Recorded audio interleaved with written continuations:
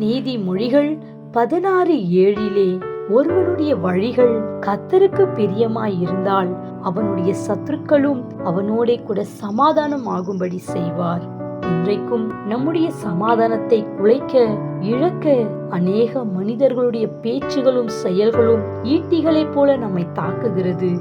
ஏன் இப்படி மாறிவிட்டார்கள் என்று நாம் கலங்கி விடுகிறோம். வேதத்திலும் கூட சம்பந்தமே இல்லாமல் சீமேயு என்கிற நபர் தாவீதை தூஷித்தார்.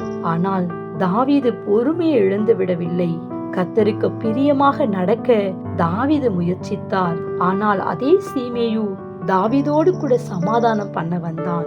நாமும் கூட இப்படிப்பட்ட நேரத்திலே தேவனை தேடுவதையும் பொறுமையையும் இழந்து விடாதபடிக்கு நம் வாழ்க்கையிலே நம் வழி கர்த்தருக்கு பிரியமுள்ளதா இருக்கும் பொழுது அவர் நம்முடைய சத்துருக்களோடும் கூட சமாதானம் ஆகும்படிக்கு செய்வார். ஆம், நம் வழி கர்த்தருக்கு பிரியமுள்ளதா இருக்கட்டும். Have a nice day. God bless you.